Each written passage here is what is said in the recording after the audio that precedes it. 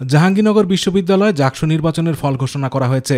শুধুমাত্র ভিপি প্রার্থী বাদে ডাকসু নির্বাচনের মতো জাকসুতেও ছাত্রশিবির সমর্থিত জোট জয় পেয়েছে। 9 জন অংশগ্রহণ করেছিলেন। ভিপি নির্বাচিত হয়েছেন আব্দুর রশিদ জিতু, স্বতন্ত্র শিক্ষার্থী প্যানেল। তিনি ভোট পেয়েছেন 3334টি। অন্যদিকে জিএস নির্বাচিত হয়েছেন মোহাম্মদ মাজহারুল ইসলাম শিবির প্যানেল থেকে। তিনি পেয়েছেন 3930টি ভোট। সহসাধারণ সম্পাদক পদও বিজয়ী হয়েছেন শিবির প্যানেল থেকে। সর্বোচ্চ ভোট পেয়েছেন জনাব মোহাম্মদ মাজহারুল ইসলাম। এজিএস পুরুষ পদে ফেরদৌস আল হাসান 2358 ভোট এবং এজিএস নারী পদে আয়েশা সিদ্দিকা মেঘলা 3402 ভোট পেয়ে নির্বাচিত হয়েছেন। পরিবহন ও যোগাযোগ সম্পাদক নির্বাচিত হয়েছেন তানভীর রহমান, নাট্য সম্পাদক রুহুল ইসলাম, পরিবেশ ও প্রকৃতি সংরক্ষণ সম্পাদক সাফায়েত মীর, শিক্ষা ও গবেষণা সম্পাদক আবু ওবায়দা নির্বাচিত হয়েছেন। ফল ঘোষণার পর নিজেদের প্রতিক্রিয়া জানান বিজয়ীরা।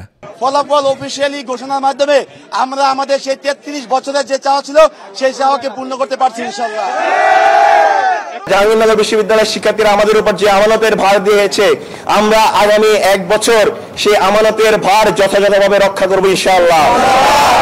বিকেল 5:15টায় সিনেট ভবনে ফল ঘোষণা শুরু করেন নির্বাচন সংশ্লিষ্টরা। এ সময় নির্বাচন চলাকালে মারা যাওয়া শিক্ষক জান্নাতুল ফেরদৌস সহ মহান মুক্তিযুদ্ধ ও 24-এর গণঅভ্যুত্থানে নিহত সকলের শ্রদ্ধায় 1 মিনিট নীরবতা পালন করা হয়। সকলের সহযোগিতার জন্য শিক্ষার্থীদের ধন্যবাদও জানানো হয়। আতিকুর রহমান তিতাস, মাই টিভি।